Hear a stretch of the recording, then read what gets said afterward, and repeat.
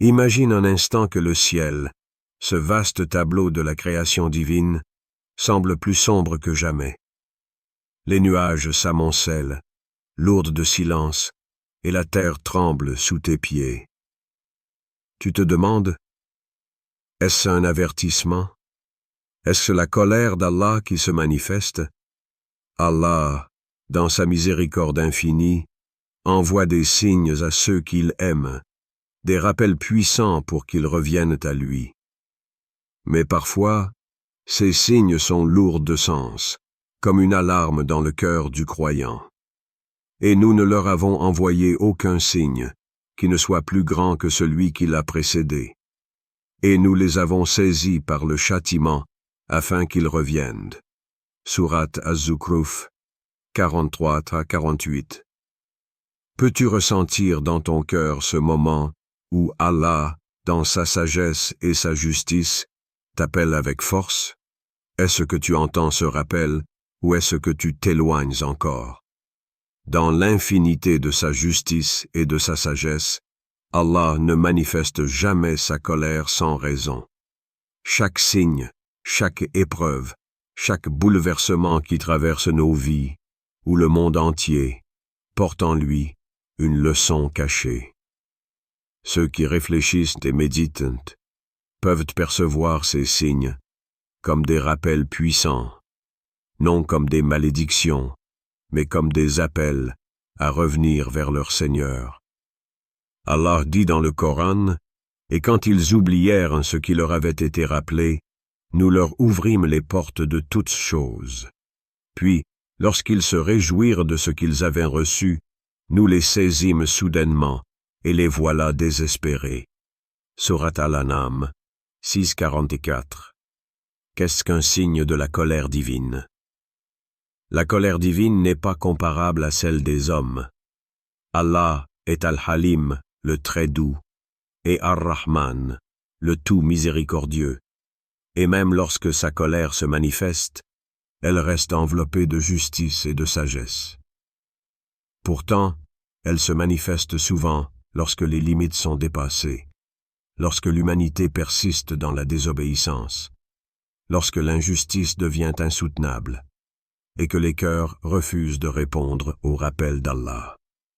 Les signes de sa colère peuvent apparaître de manière individuelle ou collective.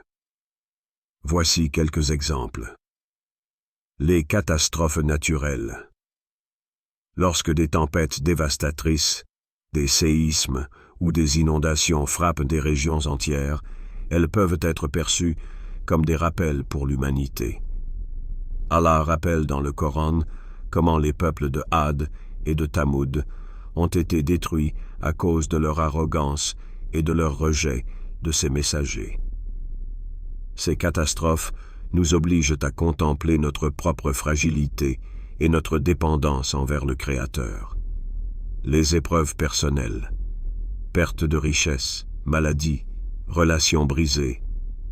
Ces moments, bien que douloureux, sont souvent des tests pour évaluer la patience, la foi et la sincérité du croyant. Les injustices sociales, l'oppression, la corruption généralisée et la tyrannie dans le monde ne sont pas ignorées par Allah. Elles peuvent être un signe que l'humanité s'est éloignée de sa guidance. Imagine un homme pieux, honnête dans ses affaires et sincère dans sa foi. Pourtant, un jour, il voit son commerce s'effondrer, ses champs se dessécher et ses proches s'éloigner de lui.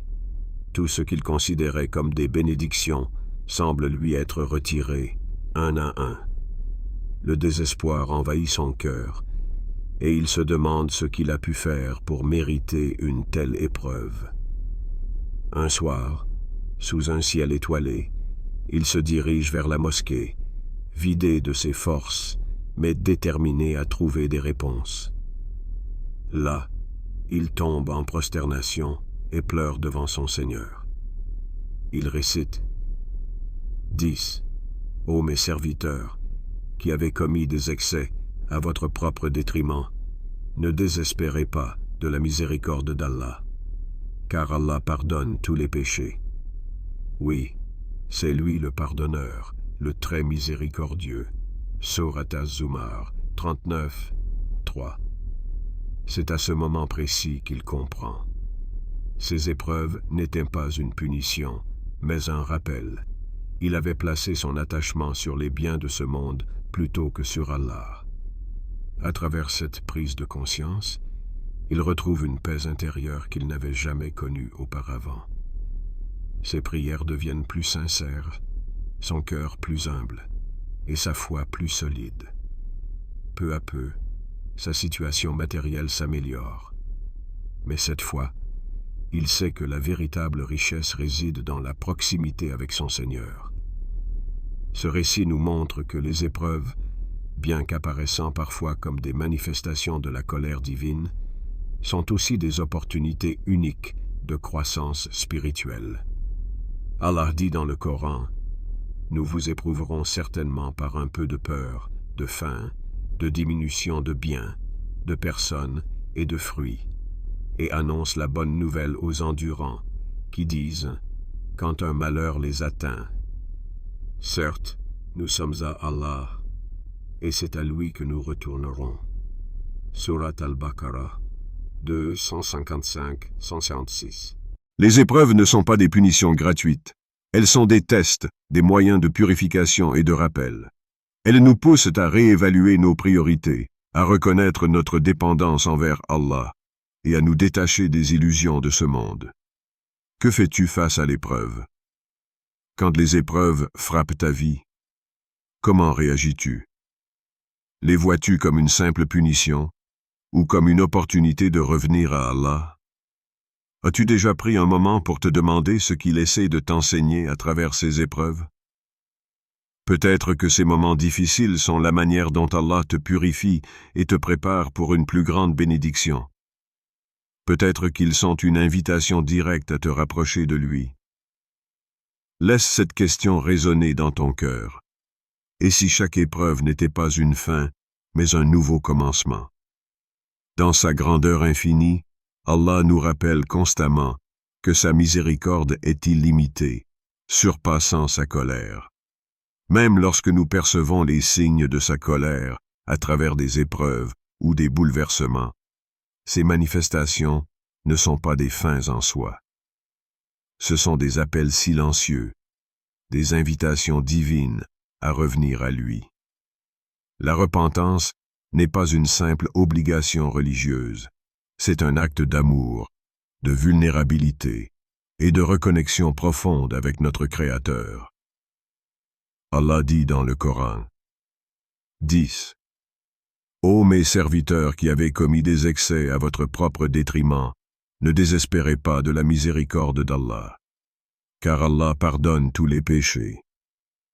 Oui, c'est lui le pardonneur, le très miséricordieux. Surat Az-Zumar 39-53. Ces paroles divines résonnent comme un baume pour les cœurs troublés. Peu importe la gravité de nos fautes ou la distance que nous avons mise entre nous et Allah, il nous appelle toujours à revenir. Sa porte reste ouverte tant que nous respirons, tant que nos cœurs battent encore. La repentance, ou tauba, est bien plus qu'un simple regret. Elle est une transformation, une renaissance spirituelle. Elle exige de nous un retour sincère vers Allah, un abandon de nos péchés et une ferme intention de ne plus y revenir. La tauba est un acte qui libère l'âme, efface les erreurs du passé et illumine l'avenir d'une lumière divine. Imagine ce moment où une personne, brisée par le poids de ses péchés, se tourne vers Allah dans un silence chargé de larmes. Ces larmes ne sont pas de simples gouttes d'eau, ce sont les témoins d'un cœur en éveil, cherchant désespérément la miséricorde et l'amour du Tout-Puissant. Allah nous rappelle dans un autre verset: « Allah aime ceux qui se repentent et ceux qui se purifient. » Surat Al-Baqarah 2:222. Le repentir n'est pas un acte de faiblesse. Il est la preuve de la force d'un cœur conscient de son besoin de guidance. Allah ne cherche pas à nous condamner, mais à nous guider vers la lumière. Chaque fois que nous revenons à lui, Il nous accueille avec une miséricorde infinie, comme un parent aimant qui pardonne les erreurs de son enfant.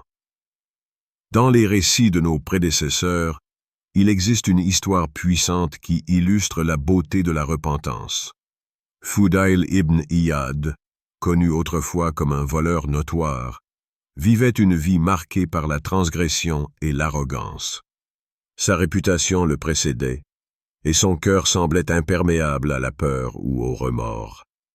Une nuit, alors qu'il escaladait un mur pour commettre un vol, il entendit soudain une voix récitant ces mots divins. N'est-il pas temps pour ceux qui ont cru que leur cœur s'humilie à l'évocation d'Allah et devant ce qui est descendu de la vérité? Sourate Al-Hadid, 57-16. Ces paroles frappèrent son cœur comme une tempête. Il resta figé, le souffle coupé, submergé par une peur douce mais puissante. Cette peur n'était pas celle d'un châtiment immédiat, mais celle d'un cœur qui se réveillait enfin à la réalité de sa condition. Fudayl descendit du mur, tomba à genoux et pleura amèrement. Ce moment marqua un tournant dans sa vie. Il abandonna ses mauvaises actions, chercha le pardon d'Allah et consacra le reste de sa vie à la dévotion et à l'enseignement. Ce voleur devint un savant respecté, dont les paroles continuent d'inspirer les générations. Cette transformation nous rappelle que personne n'est au-delà de la miséricorde d'Allah. Peu importe la noirceur de nos péchés, une seule étincelle de sincérité peut allumer la lumière de la guidance dans nos cœurs. La beauté de la repentance réside dans son accessibilité. Allah ne nous impose pas de conditions impossibles. Tant que l'âme n'a pas atteint la gorge au moment de la mort, ou que le soleil ne s'est pas levé de l'ouest, la porte de la Tauba reste grande ouverte. Cependant, combien d'entre nous reportent cet acte essentiel?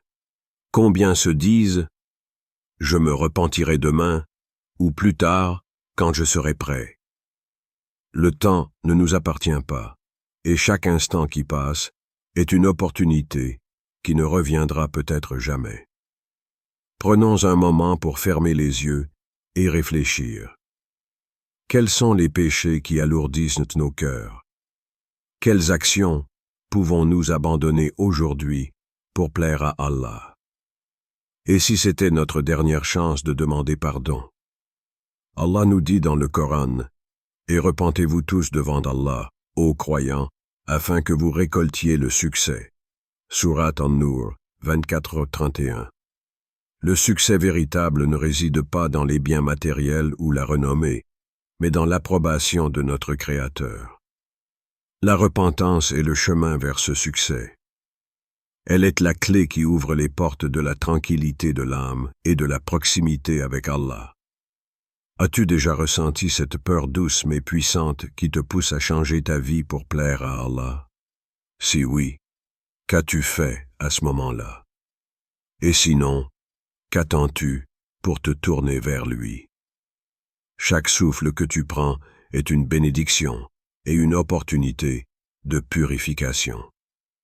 Pourquoi attendre demain alors que tu as aujourd'hui? À travers l'histoire, nous voyons des peuples détruits par la colère d'Allah lorsqu'ils ont persisté dans la désobéissance. Les peuples de Had, Tamoud et Pharaon ont reçu des avertissements clairs, mais leur orgueil les a aveuglés. Et comme les gens de Pharaon et ceux qui étaient avant eux, ils crièrent au mensonge, nos signes. Allah les saisit pour leurs péchés. Et Allah est sévère en punition. Sourate Al-Imran 3:11. Histoire inspirante. Les habitants de la cité de Lut, paix sur lui, furent avertis à maintes reprises. Mais leur refus de changer conduisit à leur destruction. Pourtant, ceux qui écoutèrent le prophète furent sauvés par la miséricorde d'Allah. Question inspirante. Aujourd'hui, quels avertissements ignores-tu dans ta propre vie? Si tu te tiens face à un choix, lequel t'éloigne de la colère d'Allah et lequel te rapproche de sa miséricorde. Même face à des signes de colère divine, nous avons la capacité d'attirer sa miséricorde par nos actions. Allah aime ceux qui se repentent, ceux qui donnent en secret, ceux qui établissent la prière, et ceux qui agissent avec justice. Et implorez le pardon de votre Seigneur, et repentez-vous à lui. Mon Seigneur est en vérité très miséricordieux et tout amour. Surat Hud 11:40. Un homme pauvre, qui n'avait presque rien, donna le seul morceau de pain qu'il possédait à un orphelin affamé. Cette action simple mais sincère changea toute sa destinée, et il devint un exemple de générosité dans sa communauté. Aujourd'hui, quelle petite action peux-tu accomplir pour apaiser ton cœur et attirer la satisfaction d'Allah? Est-ce une prière sincère, une aumône ou une simple demande de pardon? Frères et sœurs, les signes d'Allah ne sont pas là pour nous briser, mais pour nous réveiller. Ils nous rappellent que ce monde est éphémère et que nous devons nous préparer pour l'éternité. Le prophète Mohammed, paix et bénédiction soient sur lui, a dit « Le plus intelligent d'entre vous est celui qui se rappelle souvent de la mort et se prépare pour elle. » Alors, aujourd'hui, pose-toi cette question. Suis-je prêt à rencontrer mon Seigneur?